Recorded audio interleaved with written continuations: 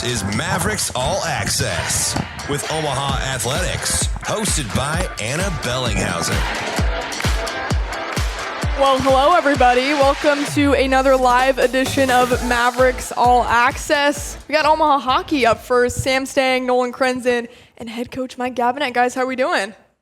Doing great. We're doing great. Okay, well, 6-8 to start the year, and then you've won the last 3 of 4. What's the vibe around this team? How are you guys feeling? Yeah, you know what? It's been good. I think kind of been a growth year a little bit. Get lots of new players this year and starting off hot and then get a little bit cold. And like you said, 3 over the last 4 wins here have been really great for the team. And the guys have been gelling and growing. So it's been a fun year. Yeah, from the players' perspective, how has that been, just seeing that early growth? Yeah, like you said, I think growth is the key word here. Like you said, a lot of adversity first half of this year. And I mean, for the players, at least from our perspective, it's just guys have been constantly working to get better. The commitment's there, and it's cool to see guys just working so hard to constantly achieve that every day, and it's starting to show up now. Sam, what have you seen? Obviously, you're a new piece of this team, new piece of this program. How has it been fitting in and seeing that growth that Nolan's talking about? Yeah, it's been a blast. I mean, credit to these guys, credit to the coaches and the returners and everybody. Just doing an incredible job of being so welcoming. And obviously, we got pretty much half our team is new this year. So it's been a lot of fun to be a part of the rapid growth that we've seen. And the last few weeks have been a blast. Yeah, I mean, he mentioned half this team is new. There's a lot of pieces you're trying to fit together. What is that like from a coaching perspective to kind of put that puzzle together throughout the year? Yeah, well, we knew with last year's success that I think we had 9 players sign professional contracts after the season, which is something you're really proud of and excited for the guys to do that. And that means a new chapter is being built the following year. So it's been great. It's a learning curve a little bit for everybody, from the coaches learning the new players and their skill sets and how we can help them grow and how to support them. So it's a journey, and it's been a really fun one. Nolan, for you and meeting all these new faces, whether they're freshmen or they're transfers in, what have been some of those first things you say to these guys to get them acclimated to this culture? How do you set the tone for those guys? I mean, honestly, I think it just takes time. New city, new place, new team, new guys. I think it just takes a little bit of time till you see that commitment to the culture just continually build to where they understand, okay, this is what it means to be an Omaha Maverick. This is how I carry myself every day. This is what I need to know to be a successful hockey player. And like I said, I think those things just start at the beginning and then grow progressively. Mm-hmm. Sam, you come in from Wisconsin. What have been some of the first things you noticed when you got to Omaha and talked about that culture with the team and what they want to build here? Yeah, I mean, one of the first things I noticed, we got a lot of time to just hang out in the summer, and just the quality of guys that we had returning. I knew that was going to be a huge key. And then just from the moment I got here, being able to start to get acclimated to the city, and once the season got going, to the fans and the Baxter atmosphere and everything like that, it's just been awesome to see how special of a place it is and how special of a program it is. Yeah, what initially drew you to Omaha when you were in that transfer portal? I mean, I think just for the most part initially it was the coaches. They had recruited a little bit in high school, and they came back with that same want to coach me, and to hear that, I think, 6 years later, that they still it just took them a while to figure it out. wanted the chance to coach me. That was a big draw for sure. Gabs, you probably hear the word transfer portal and you might cringe a little bit, because I'm sure it's added a lot of stress to your life, because that's a new thing in college athletics that we're all getting used to, right? But how have you approached that transfer portal and trying to balance, hey, let's build these guys from the ground up as freshmen, to, okay, we got to bring in some new pieces too? Yeah, well, one of the positives has been that we have guys like Sam and Zach that we previously recruited, so you have a relationship there, and maybe didn't get them that first time around, but now they have an opportunity to come to Omaha, and we've had some really big time success with guys in the portal, so I think that word spreads as well, where if you do a good job with guys like Zach and Sam and guys that we've had in the past, it kind of spreads out that, with that opportunity, and if they're willing to work on their end, good things are going to happen in this environment. So that's positive. And I think, you just have to be really clear on what you're about and what the expectations are, that how we conduct ourselves here and what our program is about. And I think when that's clear, then you look to the pieces if they're going to fit in to help your program continue to have success. And so that's kind of some of the things we do with the portal. So you love the portal, is what you're saying? Not really. I mean, I don't think you can. I don't think you want to build your team from the portal out. In my opinion, I think it's been a unique situation with that last COVID year with the 5th-year player like Sam. And I think now moving forward, maybe it's a piece or two that you want to add. But I think for me personally, I'd rather do it through recruiting and building your foundation from within there. And then maybe there's some key pieces or some certain team needs that you can do through the portal if it's the right situation. So, don't love the portal personally, but again, it's an opportunity for the players sometimes to find a new home, and it's an opportunity for players to maybe come in and contribute as well. Yeah, I mean, you look at the flip side of it too, and building that foundation from the ground up. I mean, Nolan's a great example of what he's done at Omaha and how he stayed through this program. But from your perspective, what is it like, seeing yourself grow at the same program year after year? Like, do you feel that benefit as well versus maybe you leaving 2 years in or 3 years in, whatever it may be? How have you seen yourself grow in that aspect? Yeah, absolutely. I mean, I think when you come to a place like this and you see so much commitment on various levels from the city, the fans, the coaches, just the people in general, you want to have that same commitment on your end. So that's kind of the attitude I'd have, is there's nothing I would change about Omaha in my time here. So I would have absolutely no reason to leave. Yeah, when you think back to your first year here, would you think that you'd be a captain on the ice and accomplishing what you have so far? No, probably not. I was figuring out what I was going to make for dinner in the dorms, probably. What were you making? I probably wasn't making anything. I was going to Chipotle.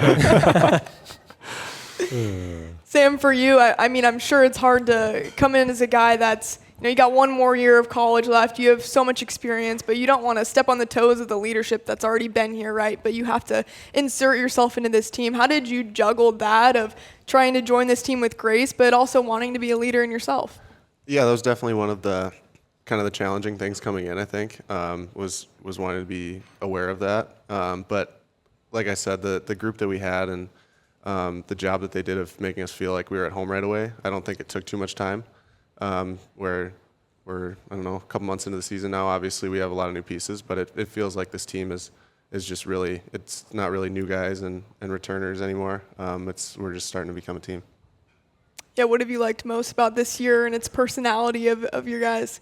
Yeah, I think we do a good job of just kind of respecting individual differences where all our people are a little unique, and I like that fact, and we all don't have to be best friends, but I think if we all respect each other and get along, and then I think that kind of helps build that team. And to Sam's point, I think we get to be this team one time through this year, and I think it's really been fun to watch the guys grow and learn about each other and support each other there. And I really like the commitment level from the guys. I mean, we get after it in practice and work really hard. And as Krenzen mentioned, I don't think it's a surprise to see our growth here throughout the season there. And that's a credit to the players taking responsibility to get better. So it's been a really fun group. And good guys. Like you said, I think at the end of the day, we have really good, trustworthy players that are just good people.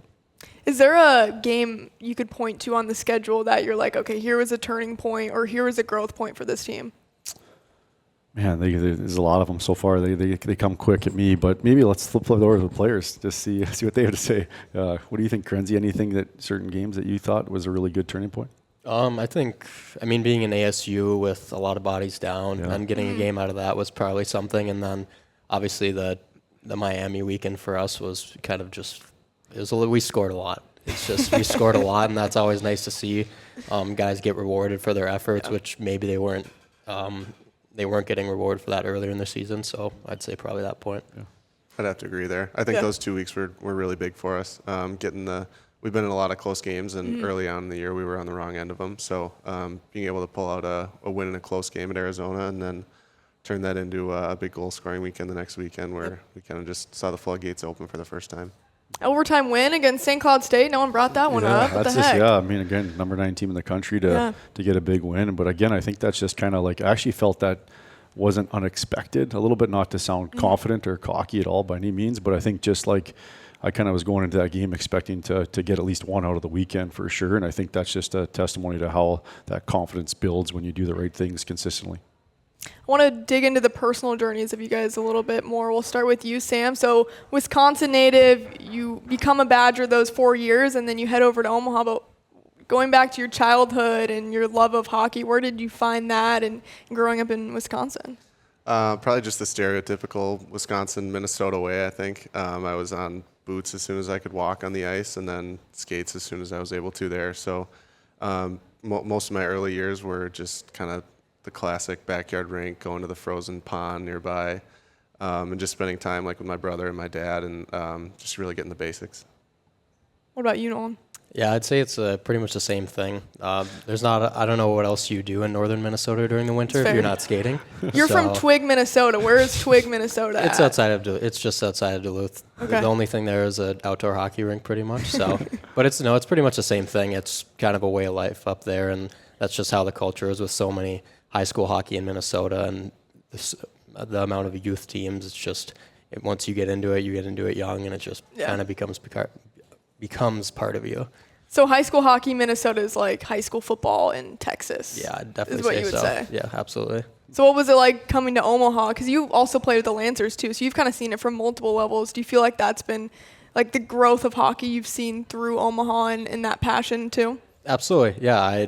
I'd say just at the university specifically, the growth since my freshman year to now has been awesome. And then just working with younger players outside, like many of our players do on the team, and outside of the rink with coaching, with helping them out, you see the growth year to year and the amount of players that want to get better. And I was in their shoes once, and it's cool to see. Mm-hmm. I mean, Gabs, you've seen it as a player, so you've really gotten to understand that buildup of the hockey program. But what do you think's been at the core to allow it to thrive and be so successful in the city? Well, I think some good people in place. I think, we got to honor Mike Kemp with Coach Kemp there with the ice this year. Obviously, he's the kind of builder, I would say, consider him a builder of the program there to get it started and get in the right direction. I think he is one of the great guys at being out in the community and knows a ton of people and really, really got it established just with that community first mindset there. So a ton of credit to Coach Kemp and what he's built. And now it's our job just to keep that momentum going.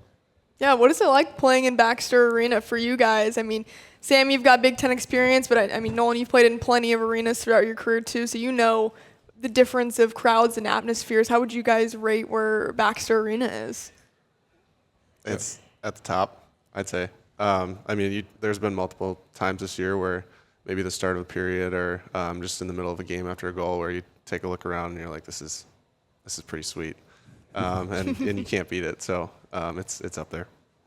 I'd say it's consistent too. I think that's with other teams is what I've seen throughout the season is you might get a game here where the fans aren't coming or it's not the weekend for them. But I think with Omaha, it feels like every home game that the place is packed. Sam, were you confused when a fish was thrown onto the ice for the first time and you're like, what's going on? I had some knowledge going in. Okay. Yeah. So you were aware? Yeah, I was. It still probably caught me off guard a little bit. Yeah. Maybe it wasn't on my mind at the moment. So, that's the fun part of it. It's like, oh, there goes a fish. Yeah. Here Must've comes got the a little goal. Zamboni. One of the great Omaha traditions. Any other Omaha traditions that you guys love? And both of you, Nolan and Gabs, probably know the most.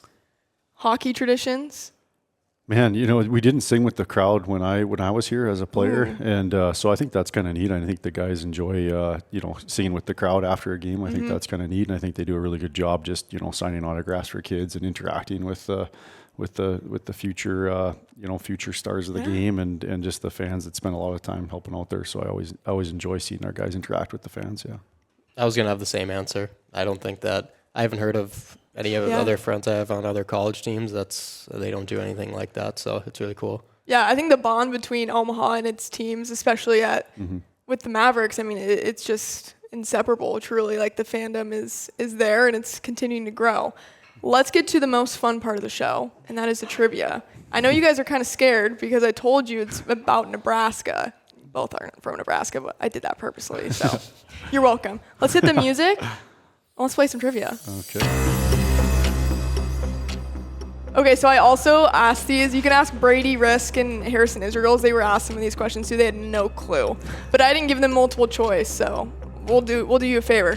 Let's grab these. Do you want to play, Gabs, or is that unfair? Because you've kind of lived in Nebraska for a while. I'll maybe just pretend like I'm smart and just not okay. fall. That's right. All right, so you two will go against each other. First question. What is Dorothy Lynch? Is it A, a beef jerky brand, B, a furniture store, or C, a salad dressing? Oh, I'll just go number or letter.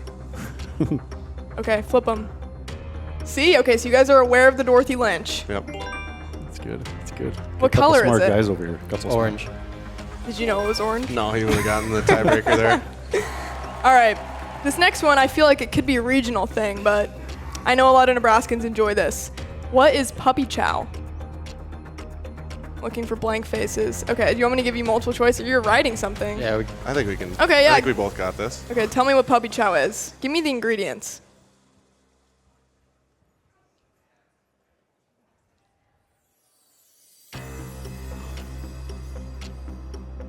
Give me 3 ingredients. You have no idea? I don't even have them on here. I actually know them in my head, I think. Okay. Chex Mix, chocolate powder, sugar. I think peanut butter is like an essential ingredient. Would you guys agree? Nolan had that, so I think peanut butter is gonna get the point here. Perfect. There we go. So we got 2-1. Nolan's up. Okay. Which famous president was born in Nebraska? Was it A, Kennedy, B, Roosevelt, or C, Ford?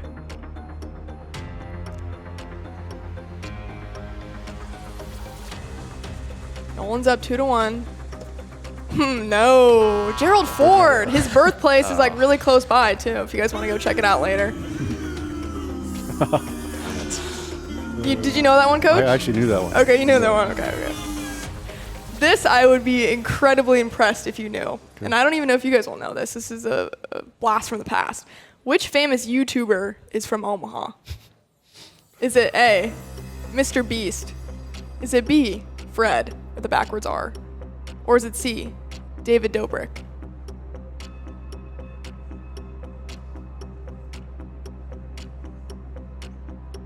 And anyone over 25 in this crowd has to tell me who they are.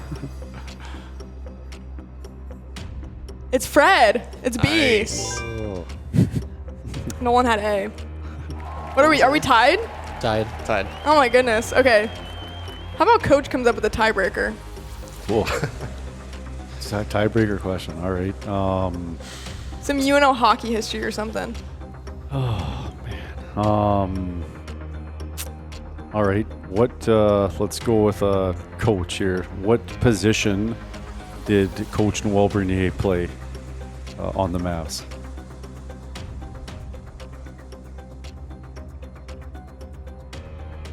For the tiebreaker. Let's see. All right, half forward. You gotta pick. We gotta pick where. Oh. Okay. Was he a Crenson. D? He was. No, he was I a thought it was a Yeah, trick that's right. question. Crenson had forward. Yeah. Sam had defense, so it's forward. It's forward. Okay, there we go. There you go. The captain wins, you. ladies and gentlemen. Well, guys, thanks so much for the time, and we will have women's basketball up next. Okay. Thank you. Good work, guys.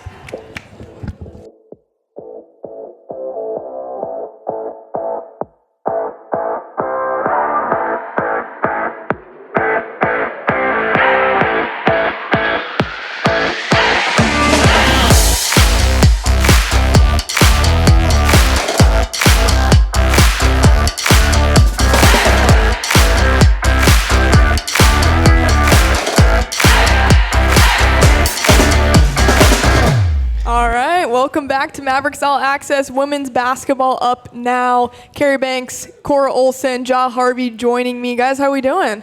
Good. Doing good. Pretty good. I mean, I would hope so. 5-game winning streak. That's got to feel pretty darn good. Yeah, give it up. Yeah, no, for sure. They're playing really well, and they've figured out how to win close games, which I think is a really positive thing that we'll need down the stretch. I hope that every game's not close, though, in a positive way. It does require a lot. Mm-hmm. I don't know of you guys, but I feel like it. My emotions are on 1,000. So, yeah. Yeah, how's it been from the players' perspective? It definitely gets nerve-wracking towards the end, but I feel like our biggest takeaway just needs to be when we have that big lead is just keeping it extended and not letting the team creep back in. For sure. Yeah, John, for you? I think it matters to us the most when we're on the court especially, but even the bench, like just staying on the same page, even when like the emotions are super high, I feel like we have moments where we're able to dial in and kind of focus on the end goal, and that's getting a dub. So. Absolutely. Yeah, well, 5 in a row. that'll do it to get a dub. But when you think about playing a full 40 minutes, which I know was one of your biggest points of emphasis from last year to carry over to this season, of just making sure you play every quarter, can't have one down, one right. There can be a crooked number there. But how have you seen that growth point from your team from day one to right now, and how impressed are you with the outcome so far?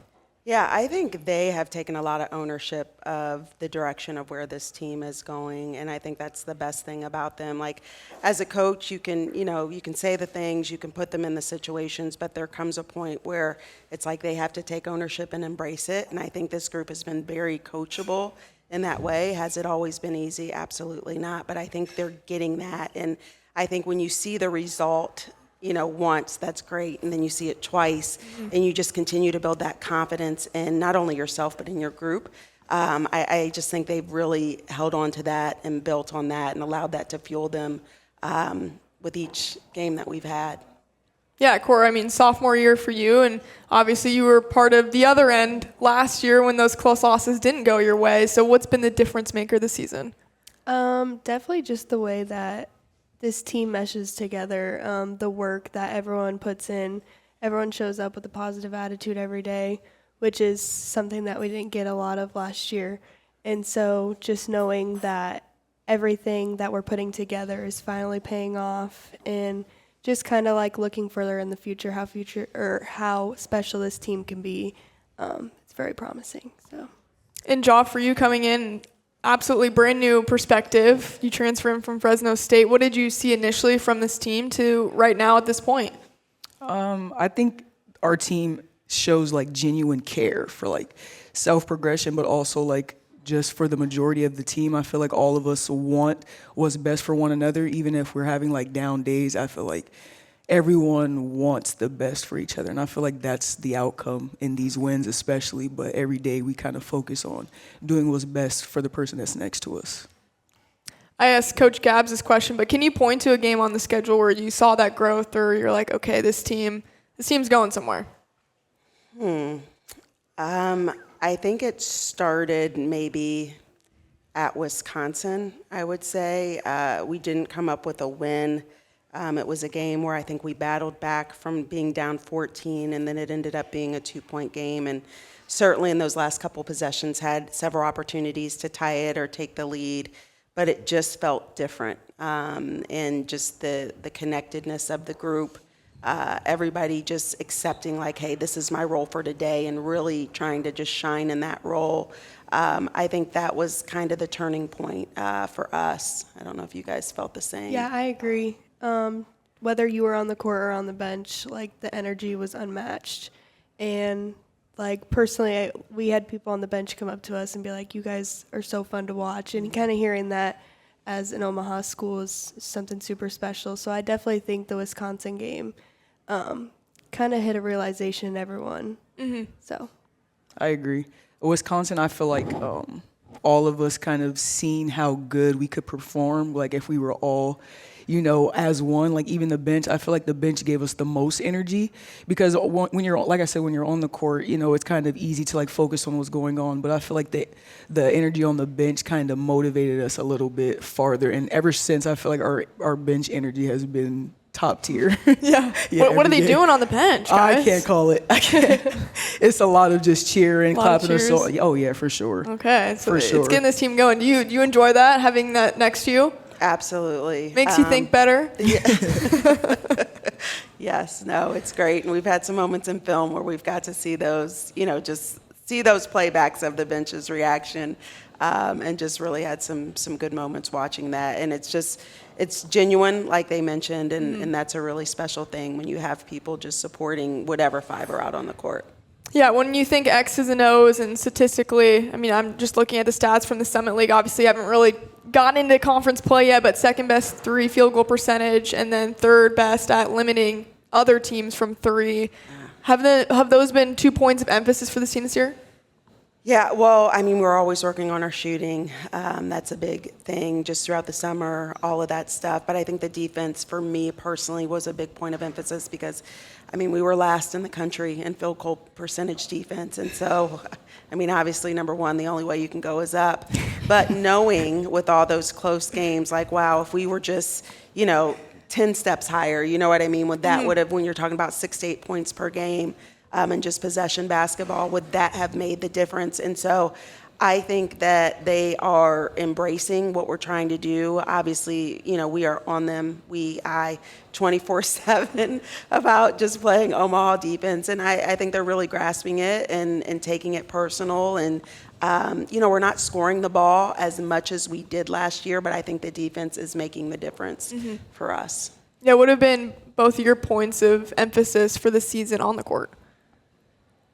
Like personally, Yeah, or personally. like as a I unit? guess both. Yeah, personally and then as a unit. I think as a unit, the coaches kind of emphasized defense. So I feel like as a unit, we kind of bought into what the coaches were trying to do. So I feel like defensively, we're all starting to get it, and it's starting to click. So I think defense for sure. And then personally, I just wanted to play my role and give the best in wherever the coaches kind of positioned me. So I think that was my ultimate focus, was just doing that. I would say definitely what she said as a whole is defense, especially being a part of a team who was last in that last year. Just realizing now where defense can get us. It all kind of makes sense now. And then individually, definitely has just been adapting an outside shot and not just driving to the rim every time. So. I love it. Little step back, mid-range. Trying. Okay. When you hit conference play, what do you want to be figured out most with this team? Like, what are those checklist items you're like, hey, I want these figured out before we hit conference? I think for me, and I don't know that they understand this, like I talk to them about just my expectation of them and how like we're winning, but I'm always have an eye on like what's next. Obviously, the Summit League is a tough league. So all I want us to do is go out there and win a championship. You know what I mean? I want that for this group. I know that's a big picture item, right? But that's the goal. That's the focus. I know to do that, we're going to have to play together. We're going to have different people step up every single night. We're going to have to continue defensively to tighten up. I always think our best offense is our transition. So we talk a lot about that in film. But just really like fine-tuning the details in every single game, because I just know that we've played some good teams, but the Summit League is a tough conference, and we're going to have to play even better than what we're playing now to be successful. Has championship been the day one mindset for this team? I don't know that it's not something I talk about every single day. We kind of set that goal, and, you know, we come back to it now and then. We, you know, with these last 5 games, created just an in-season tournament of our own to try and make things really, really small and have them focus on the 5 games, starting with Utah State.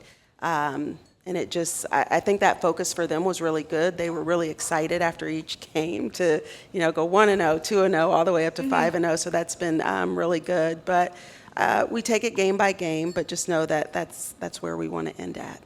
Cora, why do you think it would be this group to make it to that championship and bring the first one home? Just the work ethic that this group has. Kind of like I said before, everyone shows up and wants to work hard. And then kind of to piggyback off of what Josh said, like the genuine care everyone has. Like everyone is there for each other. Everyone wants to do this for each other. It's not 2 people want to do it. It's not an individual thing. It's a whole group thing. And I think that can get us pretty far. And Josh, for you in transferring in, how have you seen those goals from day one and want to execute that with the team? Because obviously you haven't been there all 4 years with them, but you seem to already have that motivation and that pride with Omaha. I think, like what Coach Banks said, I feel like just focusing on like smaller goals, because I'm very goal-oriented as a person. So I think like treating each game or like a few games at a time, like championship games, or putting us in those arenas, I feel like it allows us to focus on like being present, but also knowing that the end goal is to prepare us for that championship Summit League game. So I feel like coming into it, they have kind of established that culture to buy into. It was kind of easy for me to just, you know, adapt and establish myself. Is that nice to hear that it's easy to buy into this? That's beautiful. It's poetry. It's music to my ears. You just play this for every recruit that you're all these Seriously. visits. You don't even say anything. Just let Jaw talk, really. Yeah. There you go. That was a good one. What has it been like, though, putting all these pieces together and obviously trying to figure out another puzzle for another year? It has been an act of patience, I think. As a coach, sometimes you want to go at the speed of light. But, we have 10 new players on our team. And even though we have some older kids, they're still new to Omaha and the things we're trying to do. So just, my staff has to remind me, remind myself that, hey, they're learning, And so not to get so maybe frustrated early as we go through those ups and downs. And we certainly had some of those. But it's coming together, and I think that's a good thing. It just, stuff like that takes time. When you have 10 new players with different experiences and 10 new personalities, and, getting our returners to fit in with the new kids as well, too. But again, I think the underlying care and concern that they have for each other has kind of gotten them over the hump. All right, well, let's talk personal journeys for both of you. Cora, we'll start with you. Being a Nebraska native, I know you've been on the show before to talk about that, but how have you seen that, growth of this community around basketball, and especially now in your college days, how you've seen that grow, and just seeing that support from the community, your former high school teammates, and just everyone involved? It's definitely grown a lot, and I don't know. For me, it's just super special looking up in the stands and seeing a big cheering section, and just knowing that they're not only cheering for me, but they're cheering for everyone. But yeah, it's definitely been some serious growth. I was talking about it with a former teammate of mine, but just what we're used to playing in front of to what we play in front of now, and to know that it's only going to go up is pretty special. Yeah, what were your initial, thoughts and reactions when you were in this recruiting process and wanted to join Coach Banks and the Mavericks? I don't know. You're laughing. Why are you laughing? Why are you laughing? Because I can only imagine. What was going through? I'm interested to hear. Yeah, what was going through your mind? The coaches had so much care from day one. They were always checking up, and to me, that was something that sparked my interest. And after almost every game, it was, oh, hey, good game, or good luck tomorrow type of thing. And so to me, just having a coach that cares, coming from other coaches who care, that was something that really was special to me. And obviously just being in my home state with all my friends and family being able to watch me. And also getting to build an Omaha program too, right? We've seen Nebraska and Creighton go on their NCAA tournament runs in their history, but to build something that's maybe never been done before with Omaha, and hopefully getting to that goal of a championship. And I feel already just with how well we've been playing and the results we've gotten, I noticed a significant amount of more people at our game this past home game we had. So that was kind of cool to see. So, all right, well, I dug further into your bio, and I know everyone submits these, I think freshman year, before you even get on campus, and it's always funny looking back at these, so I just am curious about these things on your bio. Enjoys cooking and baking? Yeah, I like. Okay, so this is true. Yeah, Allie and I cook and bake in the dorm. Okay, can you give us a little taste of what you're cooking and baking? We make tacos a lot. Okay. That's a pretty common thing. Brownies is a common one in the dorms. Cinnamon rolls. At home, I used to bake cupcakes, muffins. In the dorms? Yeah. Can I ask a quick question? Please. How many times has Coach Banks got any of these treats? Okay, hold on. Great question. Because remember when we made the peanut butter protein balls? I do not. And they sat in the locker room fridge waiting for you, and you never. I never go ate down them. there. No, at Baxter. Allie and I texted you. We were like, we brought you your protein balls. And you're like, oh, perfect, I'll get them after the game. And then we show up the next day, and they're still in the fridge. After the game, I have a lot going on. Yeah. Exposed. She's looking at the stats. She's not looking she's not looking for your protein balls. Okay. That been offered. The other thing that stood out to me on your bio is something you can't change. You have 3 brothers. Yeah, I do. What is that like? I don't have any brothers, so I'm curious. Honestly, I'm happy with having no sisters. Okay. I mean, I have 14 of them that I see every single day. Good answer. Good answer. Good answer. But I don't know. I've loved growing up with brothers. They've definitely shaped me into the person that I am today. And having them be able to come to games is super special. But yeah, I love them. They're some of my best friends. So. But you were like lighting them up on the court, I hope, absolutely. as a kid. Yeah. Okay, good. Lots of games of horse that you won. Yes. Okay, Wrestling matches, yeah. Okay. They'd probably say otherwise, but They would say otherwise, but yeah, they're not on the show, so Yeah, they don't exactly. get to speak. Okay. Let's move on to Ja. Okay, so senior guard, you transferred in from Fresno State. Amazing. You're also an active member of the Army National Guard since high school. Yeah. Please tell us more. Oh God. I've been in for almost 7 years. Wow. Years. Actually, last July. I kind of just joined just off of like wanting to do something different. I tried basketball early, but it did not work out right away. So I actually went back to junior college in 2021 and kind of started my collegiate career a little later. So I've been in ever since, and I actually just transferred to the Nebraska National Guard. So Okay. Well, that's that's exciting. awesome. Yeah. Thank you for doing that. That's great. Can we get a little round of like that is awesome. I appreciate that. You're student athlete and you're doing that. That's pretty cool. Yeah. That's good stuff. Okay, so it's Palomar College. That's where you were. Is that Yep. that's how you say it. You had a career high 43 points in one game. Oh my Yeah. goodness. I was What were kinda you? upset. What were you doing? You were upset. Well, Why? yeah, a girl kind of like set an illegal screen like in the first quarter, and I kind of just blacked out and kept shooting. Wow. I'm not messing with you. Yeah. Holy moly. Okay, so you need to get some opponent to set an I was illegal. gonna say you should have told us this earlier.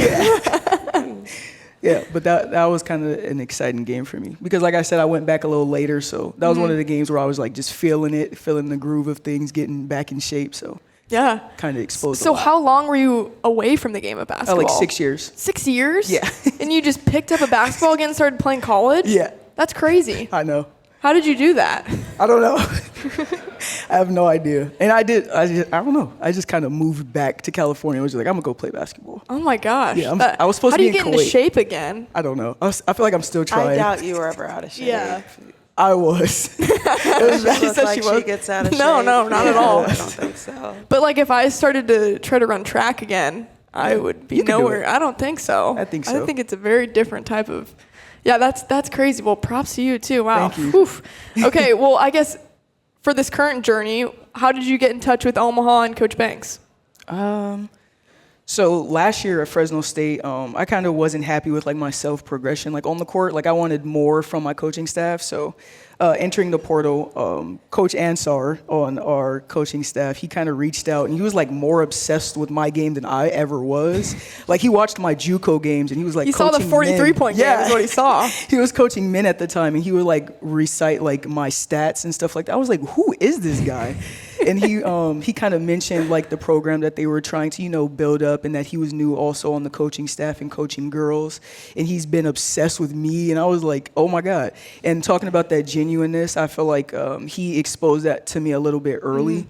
So just in the transfer process, I felt like within the coaching staff, like when I came on my trip, and I actually brought my brother as well, and he was like, they really love you. And I was like, how do you know that? Like, you don't know anything about basketball, but he mentioned it, and like ever since it's been genuineness. And I feel like that's what was lacking at my last school. Not saying that I didn't have that relationship with my coaches, just like in support of like progress on and off the court. I feel like they're pretty understanding of me being in the military and me like coming back like later and like my goals as a college student, a little bit older than usual, and then like them being patient in that aspect. I felt like this was the perfect place for me to be. Yeah. Coach Banks, what do you remember about that process? Ansar he was very aggressive, and he loves watching games of people and stuff like that. So he does a good job, too, connecting just, me and kind of setting the stage for when I finally, do talk. But I remember watching her Fresno State games, and I was just kind of like, okay, this kid plays 20 minutes a game, and she averages 7 points. And I was like, I think she's going to play more minutes here, and I can only imagine what she's going to do in those more minutes. I love that she played on both ends of the floor, but I just saw her, I don't know, it looked like, at times I was like, sometimes you look like you're just running around. And I'm like, I think we can give you, you know what I mean? A more like just structured attack. And I don't even think you've seen the best of her yet is the best part. Is I think you're still kind of growing within our program and figuring out different ways you can be successful, and not just scoring. I think she's a phenomenal passer as well too. So that's really helped us kind of, share the basketball and all that stuff. And then defensively, I just think she makes people scared, and which is I'm scared. That's a good thing. So Someone made you mad and you went off for 43 points? Yeah, I'm scared. Yeah. I really don't know what took over me. Something did. Yeah, I was pissed off. That's amazing. Well, you'll have to produce a little 43-point game for Coach Banks Yes, next. Maybe make it 44. Right. Beat that Make it career special. high. There you go. let's get to 50. Let's get to 50. There you go. All right. Well, should we play some trivia, guys? Let's do it. Yeah. Okay. So, do you guys want to be a team together and Yeah. make? Okay. Yes, please. So I'm you're gonna separate? play. So you're gonna play. You don't. Yeah, you don't have a teammate. Okay. I can't help Who's you. from So. Nebraska? Okay, come on. So it's not even Nebraska trivia. It's actually 2000s trivia. Oh, I got this. Oh, easy. So does Ja. All right. First one. What was the top grossing movie of 2003? Okay, I don't got it. Is it A, Elf, B, Finding Nemo, C, Lion King 2? We got this one in the bag. She's writing it out.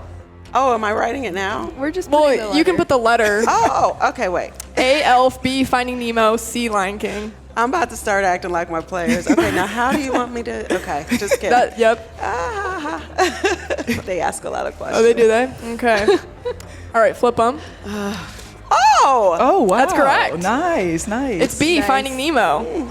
The top grossing movie of 2003. All right. Got this. Who won Best New Artist at the VMAs in 2009? Was it A, Lady Gaga, B, Drake, C, Kid Cudi?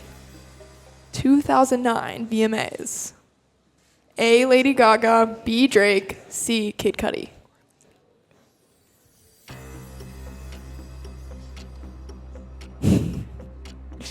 You think Coach Banks is cheating off your board? This is intense. hiding. Mine's palms are already sweating. written My down. palms are sweating low key. Why? All right. I want to win. She's competitive, obviously. Flip those boards. Oh, That's correct. It's A. It's Lady Gaga. they're looking at mine. Is there like a reflect? Oh, there's a reflection right Oh my there. gosh. Is there a prize? The prize is something at practice that you don't have to do. We'll let you Practice. out of one sprint. Nope. progressive fast break. No, You guys facts. don't love that? Not at all. You look Kinda exhausted. depends. Okay. Who performed at the 2004 Super Bowl halftime show? Was it A, Janet Jackson and Justin Timberlake? Was it B, Shania Twain? Or was it C, the Rolling Stones? I wasn't even born I was yet, like so- 6. Well, I wasn't even born. You weren't born in 2004? Well, I was born in 2004, but in December. Oh, okay. Wait, can you ask the question again? 2004 Super Bowl halftime show. Who was it? Janet Jackson and Justin Timberlake together. That's A. B, Shania Twain. C, Rolling Stones. Who's Shania? Wait. I already have mine written down. Okay. Okay. Flip them. Oh, we're so good at this. Yes. It's Janet Jackson and Justin Timberlake. Anyone remember that? I Yeah. definitely remember. I don't, but I was watched it live. It sounded good. You guys are I'm just sure it was bragging great. now. Okay. All right.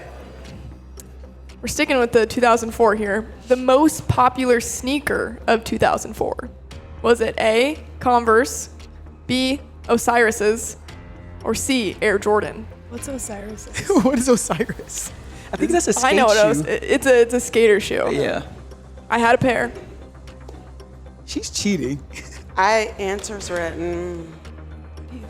I don't know because A, Converse. B, Osiris, C, Air Jordan are the options.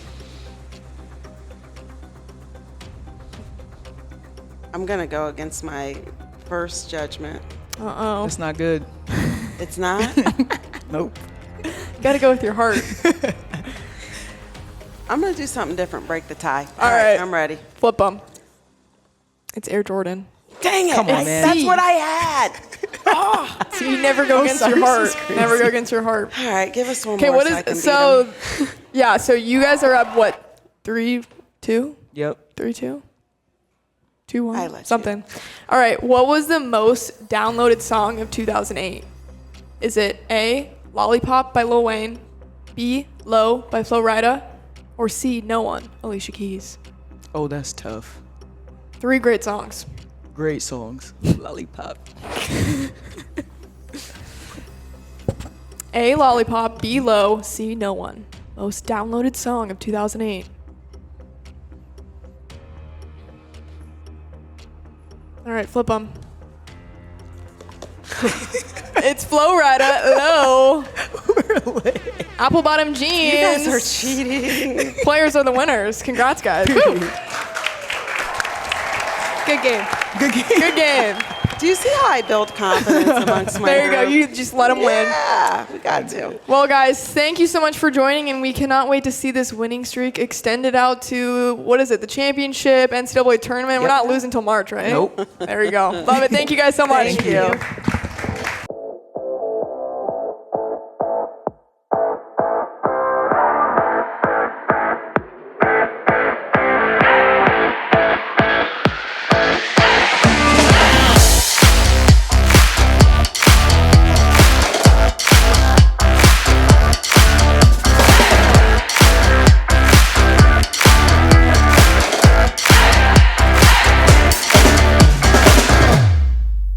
You were in a headpiece, but Well, welcome back to Mavericks All Access. Got men's basketball up now. Coach Brown filling in your show debut. How are you feeling? I'm feeling good. You're Feeling in feeling- for the boss man, so I'll do my best. I think you'll do great. I appreciate Crutchfield's great, but Coach Brown, you're second to none as well. So we appreciate you being here. That is high pace. I really appreciate that. Tony Osborne, Markel Sutton also joining us. Guys, off a 10-point win against Sacramento State. How's this team feeling right now? I think it was good for us to get a win, especially after kind of being in a little slump we were in. So going, especially on the road too, going to get a win was big time for us. Yeah, it was really important. We dropped a few games in the beginning, and we're trying to get those games back. So. And Coach, I mean, how is it for you? And obviously a season's never linear, right? There's going to be ups and downs. So how do you take this and trying to find that momentum? You know, we got a really good group, and we're not young. We got some older pieces, but we got some pieces that haven't played a lot of Division I basketball. It's lucky that we have these two guys back that have been here for the long haul since we've gotten here, and they've been great leaders. And we've had some ups and downs already early in the year. We're still trying to find that right group of guys, that core group that we can kind of ride with and kind of go and finish out games. But these guys are a main part of it. It's a great win at Sac State to go out there and do what we do. And it's a really fun group to be around and watch these guys grow. And we're excited about what's coming in the future. Yeah, what is it like trying to put the puzzle pieces together year after year of new teams, and you do see guys transfer out or in and have, of course, a new freshman class every year? Yeah, I mean, it's different, right? The transfer portal's changing the game. You're getting new pieces every year. It's almost like mid-major to low-major basketball. It's almost like a new junior college. Mm-hmm. You know, they're coming in, people are recruiting out of our program. But at the end of the day, it's, for me and our coaching staff, it's about people. And it's about the guys that want to be here and the guys that invest in this program. When it's all said and done, we've got 13 guys on scholarship, a couple guys that are walking on, and these guys want to be here. And they're fun to coach. They're fun to be around. They take coaching. We've got great leadership. The fact that we get to coach these young men every day that show up and work, and we've got also a really talented group as well. But putting all that together and these guys trusting each other, and it's us as coaches like to build confidence in them, give them consistency, and watch them grow. And I think that we have the talent at this level to compete for a Summer League championship.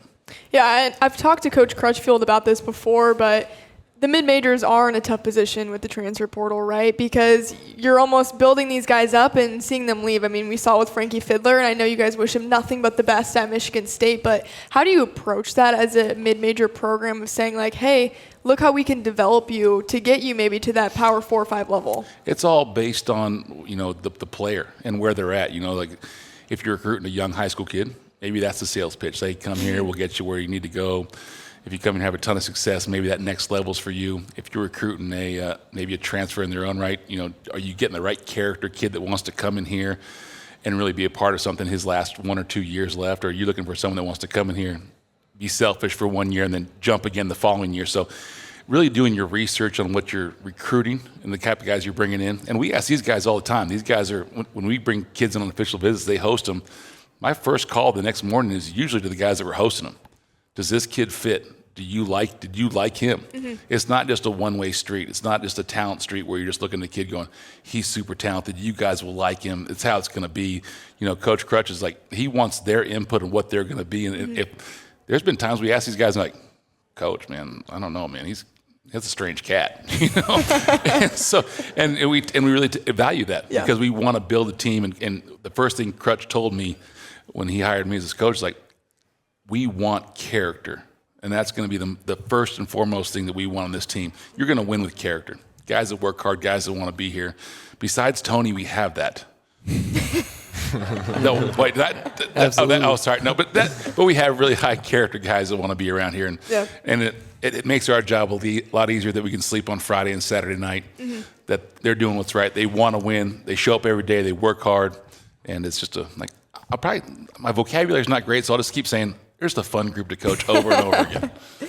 Tony, what's it been like for you? I mean, you're a mainstay of this program and have chosen Omaha year after year. I mean, I'm sure you've also had opportunities like everyone to look in that transfer portal too. Yeah, I mean, to really describe it is a family. I want to be here. Markel's one of my best friends. Obviously, I was really grateful he came back and that we get to have another go-around at it. But it's just I love everybody in our program, and I really do value being a part of something and trying to be the first to do something, go to the NCAA tournament. And, I look up in the crowd and I see a lot of my family at every single home game, and, people recognize me in the streets, talking to people, and they value what we're doing too. So I think that's a really big part of it. Markel, why come back for another year with Omaha? Well, it's a family here. We built something here, me, Tony, JJ. The coaches trust me. I trust them. And for my last year, I wanted to wear Omaha across my chest, wear that with pride. So, yeah.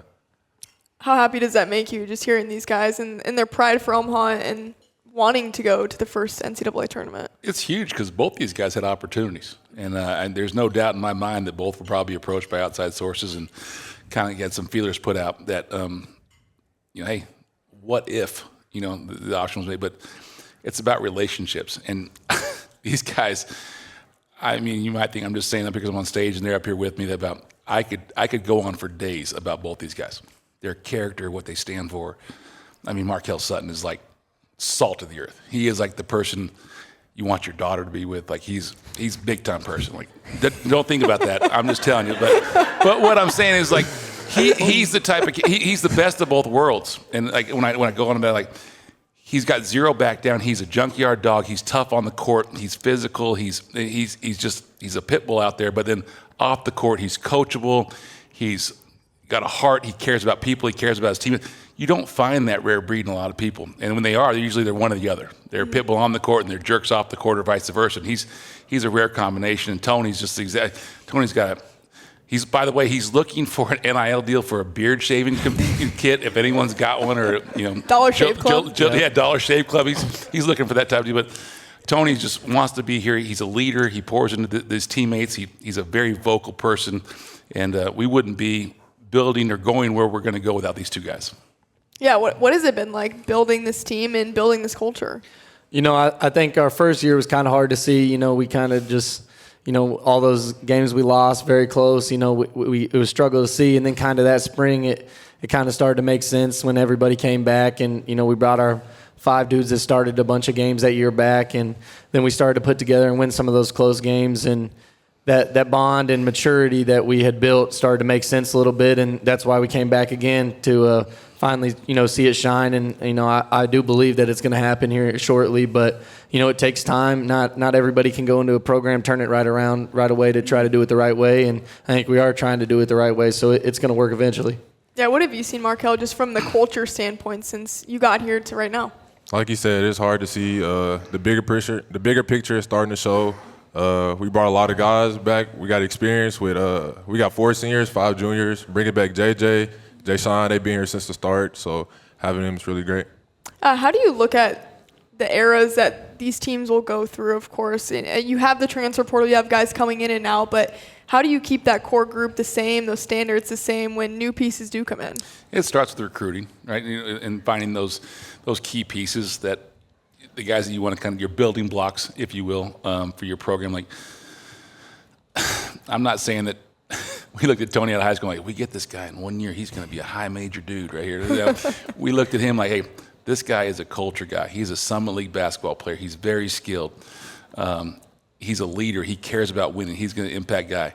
Markel, this guy, he was a junior college kid that wasn't really recruited out of high school, went and blew up his freshman year of junior college at Connor State, and had several different offers to go out of Connor State and chose to come here to Omaha. And if you do your background research and you really invest in the type of character kids you invest in and do your research, that eventually you'll find out that, yeah, if someone comes off these guys $300,000, $400,000, I bet they're probably both going to jump. But at the same time, if it's somewhat close, and you're in the ballpark, that more times if you build a relationship with a young man and they trust where you're going, they trust your vision, that they're going to stick around for the process. And you also got to put good character teammates around them right there, the guys that they enjoy.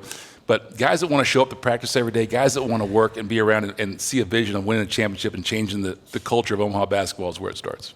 Do you feel like recruiting is sort of a lost art in college basketball right now? I think a lot of people are making that excuse. I don't think that is, especially for us. I think at the high major level, it's a lot of dollars and cents. I think a lot of it, you walk into a living room, what did so-and-so offer? This is what we're offering. This is where we're at. So it's very cut and dried, not relationship-based. For us, we have to go out there as a staff, and we have to do a really good job evaluating. Finding guys that have talent, that are a little bit under the radar, and then finding guys that want to be here, that check some boxes, and then have the work ethic to come in here and work on a day-in, day-out basis. We go out in our gym all the time, and these guys are constantly shooting. They're constantly in the gym. I walk by custodians all the time like, and your boys were in here again last night, coach. They were getting after it. It's like so I mean, we try to build that, but that comes from the type of character. These guys want to be good basketball players. They want to succeed, and at the end of the day, they will. On the court this season, where do you want this team fine-tuned at before conference play? You know, I think we're getting closer to that now. I think Sac State was a very good thing. We kind of shortened up the roster a little bit. Guys have kind of had some more defined roles. Crutch had some tough conversations with maybe a couple guys on the team, but kind of more pinpointing, this is what we want from you. This is what we're trying to, accomplish from your position or what you can bring to this program. And those are tough conversations to have because, it's like everyone wants to do everything. Everyone wants to score points. And there's not enough shots to go around. You have to, hey, guys, guess what? Markel's pretty good. He's going to shoot a lot of times. And so if you're taking shots, it's taking shots away from him. So identifying roles, getting those guys in the right position, and then, hopefully as we go on, staying healthy, and then going into the conference play with a couple wins and a little bit of, hey, we can do this. We've been here before. These guys both last year won 2 games in the Summit League tournament. So there's some stuff to build on in that situation. Yeah. Markel, for you, what are the biggest building blocks for you personally and also for this team? Just staying confident. I feel like if I stay confident and I come out hard playing, then the rest of the team is going to follow suit. So I feel like I got to lead by example vocally and with my actions. So. Yeah, I would say for me, just kind of remaining confident as well. At the beginning of the year, it's kind of hard to adjust to having a bigger role, kind of being, the Robin to his Batman a little bit. And last year, it was, 4th or 5th option a little bit. So kind of adjusting to that. And I think the last 4 or 5 games I have. But, I think the biggest thing is I just want to win basketball games. It doesn't matter if I have 0 or 20. If, we win, I'm going to be happy. He's going to be happy regardless of what we do, as long as the outcome is what we want. It's the best thing to hear as a coach, right? I mean, it just makes you so dang excited. I was talking to Coach at Sac State the other day after we played, and I was talking about one of their players. And I said, hey, why didn't number 3 play as much? And he was like, oh, Coach, I got a laundry list, man. That guy, blah, blah, blah. And it kind of went on. Nothing to do with basketball. It was all off the court stuff, selfish, whatever. And I go, man. He goes, what about like your guys is number 10 and you're 32? Like those are some dudes. How are they to coach? I'm like, man, they're easy to coach. You can write, you can get on them, you can coach them. If they know you care about them, then you can coach them any way you want. Like today, we're in practice and Markel doesn't sprint back on defense. I stopped the whole practice, and I hey, you can make a mistake on one end, but you can't make 2. And he's, yes, sir, I know, I got to be better. And it's not like, man, coach, get off me. No, I'm better than this. I'm this. He knows he's a leader. He knows his role. He takes coaching. You can get on him because then he can jump on his teammate and say, hey, if he's going to coach me this hard, then I'm going to get on you when you're not doing your job. And it all trickles downhill, and it starts with leadership, and these guys have done a tremendous job being leaders for this team. Yeah, what's it been like for both of you being leaders on this team and seeing yourself grow in that aspect? I would say that it wasn't that hard to adjust to because we've kind of, when we came in, there wasn't many options. It was either somebody's going to lead or we're just going to drown. So we had to a little bit then, and then we had to quite a bit last year, and now it really is. He's kind of the leader by him, like showing it, and I'm more the vocal leader, and it complements each other well. But we want the guys to have success that are behind us. We want to leave behind a legacy a little bit, and that's kind of the best way to do it is by leading and showing what to do. All right, well, let's go into these guys' personal journeys a little bit more. I always love hearing where you guys found your love for basketball. Tony, let's start with you. I know you're from Fairfax, Missouri. We've talked on the show previously about the small town it is, but when did you first pick up a basketball? When did you fall in love with the sport? My dad put a mini hoop in my room when I was 3 years old, so that's kind of really the first time. I obviously don't remember much, but I would be in there every day. I kind of remember being 8 or 9 and, being in there by myself, working on it and watching old basketball highlights like Allen Iverson. My dad I think, he wanted me to be a basketball player, obviously, so he kind of showed me some stuff, and that's really where it started, and it just kind of continued on as, I didn't see anybody do it being from a small town, so I was like, I want to be the first to do it, obviously, and it just took a lot of time and effort, but, here we are. I mean, how many D1 players come out of Fairfax, Missouri a year? None. None. Good for you. Yep. That's awesome. Do you feel that support from the community too? Yep. And ever since then, there's been a couple of Division I athletes, not basketball, but they've had a couple girls go and run track at Missouri State and Oklahoma State. So since then, obviously it's not all me, but I'd like to feel like a little bit of an inspiration. But, stuff's growing there, so that's good to see. And a bunch of good cattle. Yeah, always. Yeah. He's cow tipping. Yeah. He is cow We tipping. talked about cow tipping last time. Because you guys do that, right, in your free time? No. But I could say yes if you want. Markel, for you, when did you first pick up a basketball? Where did you find that love? 5th grade. I was a football player at first. I didn't even want to play basketball, but I was taller than everybody in 5th grade, and I went out there one day, and I was just taller than everybody, so it was easy for me, and I just took off from there, and I loved the game from there. So. Yeah, who have been some of your biggest influences, whether that's family or maybe a player that you've watched? Westbrook when he was on the Thunder. I'm from Oklahoma, and I watched the Thunder a lot when I was younger, and seeing him play and how he get up down the court and how he take every game like it's his last, just watching that gave me motivation. Yeah, Coach mentioned it, but you didn't really have many offers out of high school. That kind of put a chip on your shoulder to want to prove something throughout that JUCO time and then, of course, move it up to D1? Yeah, of course. I always wanted to be a Division I player. I didn't have many offers coming out of high school. I was overlooked, and luckily I got a JUCO offer from a good JUCO school, so I took that route. Yeah, what was that like, building yourself and trying to find yourself as a player at the JUCO level? In that huge town you were in. Yeah. Where is Connor State, by the way? Warner, Oklahoma. Okay. There's not much there, is there? Yeah, nah. The McDonald's and the Subway. That's all you need. What was it like, that JUCO experience, before you ended up with Omaha? It was good. First year on my own, coming out of high school. I had a pretty good freshman year. We made it to the JUCO March Madness, you could say. We lost first round. So it was good playing there in front of a lot of people. We played the home team. So, yeah. When did you first see him play? We actually got word from a guy that we know down in Oklahoma that we've known for a long time named Rod Thompson. He was out there working out with some of the guys in the, I don't know if it was the summer before or after in the spring, but he called Crutch and was like, hey, there's a dude down here that's, I use the word killer, right? And he said he's getting under-recruited. He's really, really good. And so as we started diving into the character person he is and the type of kid he is, like, it quickly became a no-brainer. A guy that with his size that can run, his athleticism, his skill set, and his want to win. It was we turned the page quickly and offered him and moved quickly. And he kind of slow played us a little bit. He wasn't ready to just jump in just yet. But at the end of the day, he finally called Crutch back up and said, I want to be at Omaha. And it was a really good thing definitely for us. Well, what sold you? They made me feel like family. I came here. They had welcome arms. Literally come from the airport. I didn't know who he was. He scared me at first. Hey, you see the big bear? I'm bringing in for the real thing. All right, we're going to hug this out. You talking to me? There's this guy running up to you, hugging you at the airport? You're like, that's he was when like, you're hey, like Markel. I was like, you talking to me? I turn around and stuff. But yeah, it felt like family from the start on my visit. So I loved it from there. Yeah. It was a no-brainer. Okay, so Tony, you had a 62-point game in high school. What in the world happened there? Really, I'll be honest. I watched the highlights last night. God, on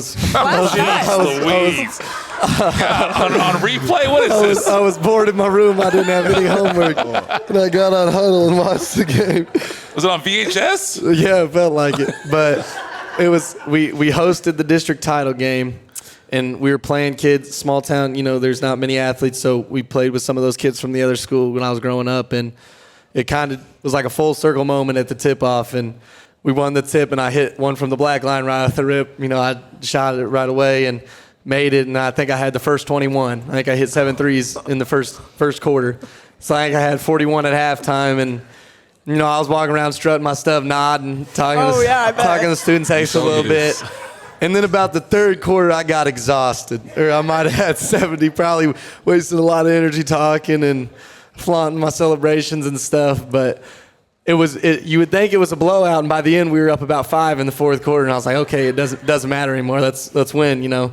But that was about the best way to go out of Mound City. You know, the last home game ended like that. We ended with the district championship, and I always tell anybody that talks about my high school experience, I had the best teammates I could have had. We played together since we were in 3rd grade, and they knew I was going to take all the shots, and they had not a care in the world. They loved the role they loved the role they played. They love rebound. They love winning. You know, they saw I put in the most work. They accepted it, and probably nowhere else I could have played like that or done that. So I always give appreciation to them. So is that what you saw on film when you were recruiting him? No, what I saw in Tony was something completely different. This is a fantastic story. It is good. I met Tony at an elite camp, and he walked in with a pair of shorts and a McLovin T-shirt on. Solid. Like the character McLovin on his T-shirt. I didn't even know his name. I called him McLovin for 2 days.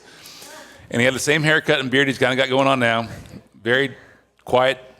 You know, he wasn't talking that much in elite camp, but he was killing. And he was shooting from deep. He was shooting off. Anyone talked to him right there, he was going right back at him. I saw one kid run his mouth, and he came down and hit about 3 straight threes, and the last one was about 1 foot inside half court. And he was giving the kid the business. And I went over like, man, this McLovin dude is killing it. I didn't even know his name. And he looked at me and goes, I am McLovin. So that's the first time I saw him, and it wasn't 62 points, but it was pretty impressive. Why did you wear a McLovin shirt? You know, I really didn't have much interest or offers when I think that was going into my senior year. So one of the assistants called me and invited me down there, and you know, looking back now, they just probably wanted my $50. But I went down there, and you know, I said I got to stand out somehow. So I showed up wearing it, and I played really well. And then, you know, that was the first time I ever met him. Obviously, I had followed him and DM'd him on Twitter, and he had never answered. And then, you know, then he took a liking and appreciation, and that was at North Dakota State. I'm a married man, Tony. He doesn't look through his DMs. Yeah, he probably should have, but that was at North Dakota State, and then I had signed to Omaha, and you know, that obviously wasn't him. I remember being at the the breakfast at North Dakota State, and him and my mom were both a little emotional. She was emotional I was going to go so far away, and I think he was emotional that, wow, we're not getting this kid anymore. But I knew right then. Yeah, I signed to Omaha, and then probably a month later, you know, he called me and he said, you know, we're reuniting again, and it was probably the best thing that could have happened. Obviously, you know, I ended up where I wanted, and I ended up with the coaches I wanted. I love it. It's meant to be. Yep. We are McLovin. Yep. You should have wore that shirt tonight. I wore My it daughter recently. has that shirt. Yep. So it's a thing. It's a thing now. It's gone full circle. Okay. Yep. All right. Well, let's play some trivia before we wrap this thing up. Please don't. Let's do it. So this is Omaha Mavericks trivia. So they all have to do with UNO, the university, people that went to it, including Coach Brown at some point. But first one, where did Mike Bovey get drafted to? It's a former UNO baseball player. That's all you. Do you guys want multiple choice or Yes. I'm good. He's good. Okay. Is it A, Brewers, B, Royals, C, Reds? Where did Mike Bovey get drafted to? I think I got it now. Flip them. Brewers. A. Yep. Both correct. Okay. Good start. See if you guys know some hockey. What NHL team does Victor Mancini play for? Where did Arkell, you got this one. What's the options? A, the Penguins. B, the Rangers. C, the Bruins. All right, flip them. I'm going for my wife's home state. Oh, it's the Rangers. It's B. Dang it. It's not the Penguins. When was the university founded? A, 1931, B, 1901, C, 1908. When was the university founded? Got him? It's 1908. We're tied up. Yeah, buddy. All right, enter the Coach Brown trivia. You're probably pretty good So at you this one. can't. Maybe not. I don't know. So I guess you can't really answer these. So, for both of you, just for his pure entertainment, where did Coach Brown start his coaching journey as an assistant? Is it A, Cameron University? Is it B, Dallas Baptist? Or is it C, Arkansas Fort Smith?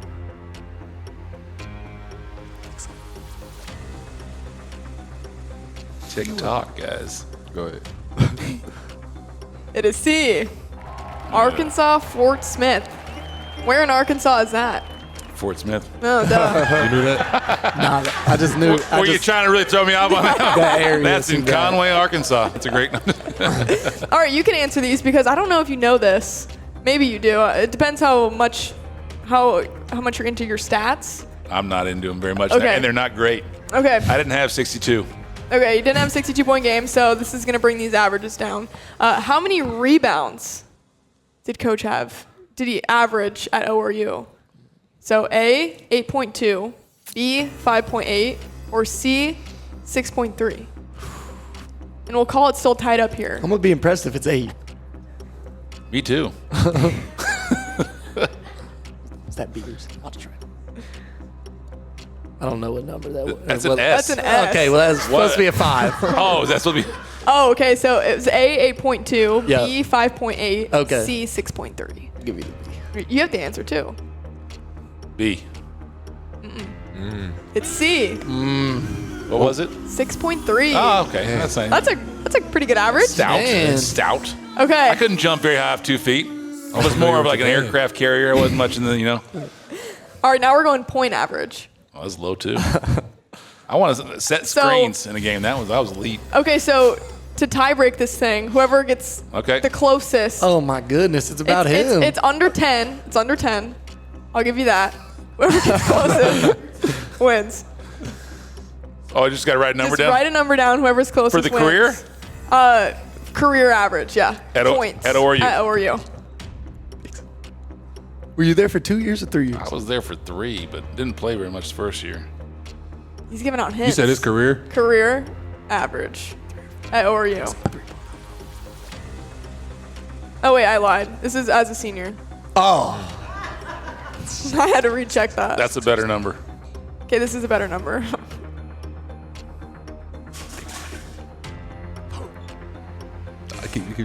okay. Okay. It's 7.6. Man, Winner, Coach Brown. You always go high, man. Come on, jeez. That's rule number 1, man. Always guess high. Always guess higher. Well, guys, thank you so much for joining. Best of luck throughout the rest of the year, and hopefully we'll be hearing your name in March. Anna, thank you so much for what you guys do. Really appreciate it. Yeah, absolutely. Yep, thank thank you you very guys, much and for thank you having all us. for coming out.